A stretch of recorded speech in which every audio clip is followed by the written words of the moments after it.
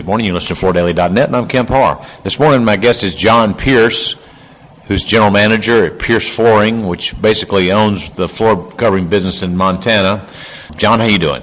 Kemp, good morning. Thank you. Good to see you. You wear many hats. I see you at the National Floor Covering Alliance meetings, but this time we're in Orlando at the Shaw Flooring Alliance Convention, which happens every other year. We're at the Shingle Creek Resort. First off, remind our listeners, when you talk about Pierce Flooring, how many stores do you have?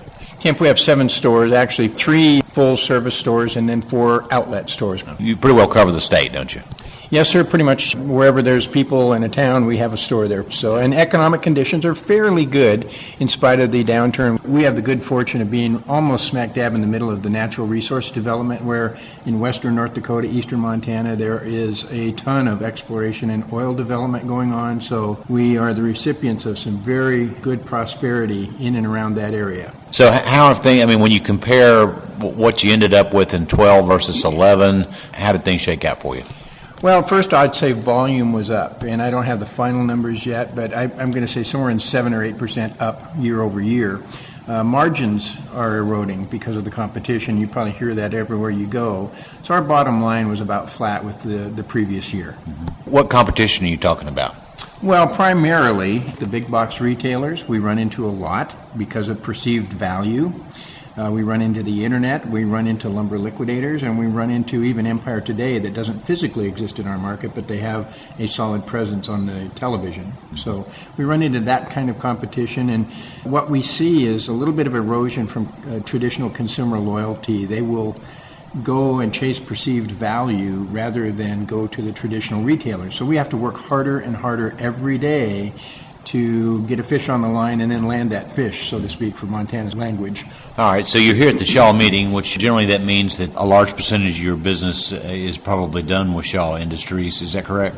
Well, yeah, actually, and we spread it around quite a bit, but Shaw has evolved to being a really incredible partner, not just for product, but for resources. And I look forward to this convention every other year to learn, to educate, to motivate, and what they offer in terms of resources is incredible, both in speakers and in breakout sessions, best practices. Their trade show is incredible, and then all of the aligned dealers that come along with that helps us to enhance our business. It's really incredible to see a partner, and there's lots of partners in the world, but Shaw happens to be one of our key partners, as you alluded to, and all of the resources is that they work with each retailer to help us all be more prosperous in our market. Mm-hmm.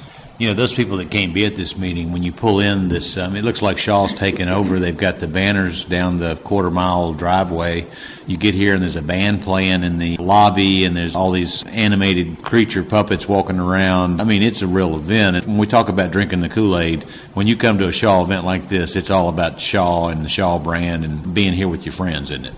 It is, actually, and if I may share a couple of numbers with you, because I've had the good fortune of attending virtually all of these conventions since it began, and it grows every other year, and it's up about 16% this year over 2011 in attendance. There's over 1,000 retailers here, which with family, and it's a big family event, and that's really important to Shaw.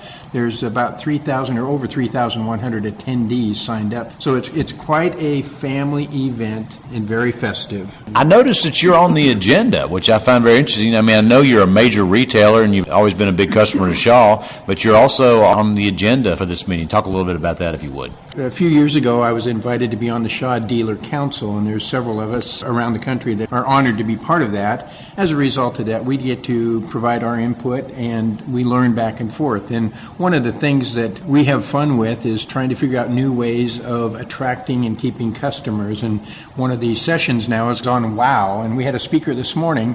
He said the very first thing on his priority list was how to wow a customer. So there is this attempt in that breakout session that I'm involved in is how to wow customers. Mm-hmm. Just to do things outside the box a little bit so that we can create more buzz, more word of mouth, and what they call viral networking. Mm-hmm. So to try to create a virus through wowing customers so that they'll brag about your businesses to their friends, neighbors, relatives, and partner with those customers that are satisfied with each company. Mm-hmm. So this seminar that you're giving, is this going to be to a big audience, or is this a breakout session, or tell me a little bit more about that? This is a breakout session, as there are several different sessions going on throughout after the general session tomorrow morning.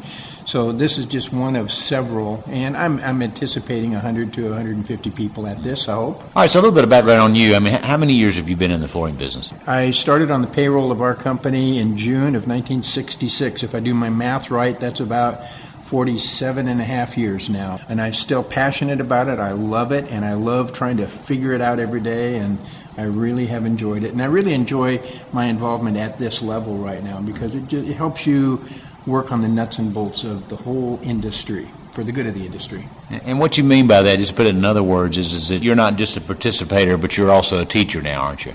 Well, thank you. That's very kind. I'm a contributor. I've never been at a loss for an opinion. If somebody wants an opinion from me, they get one. I enjoy, and I'm happy and delighted that once in a while my opinion might be valued. Now, when you're back in Montana and you're up against the home center, what's the silver bullet, or what makes the customer buy from you versus going back to the home center? Well, the first thing is we find more people bypass traditional retailers. So what we have to do is figure out a way, a message, send a message, marketing, advertising, social networking, that will cause their ears to perk up to get them to come in your store. That's the challenge. Number one is to get them to either call or come in.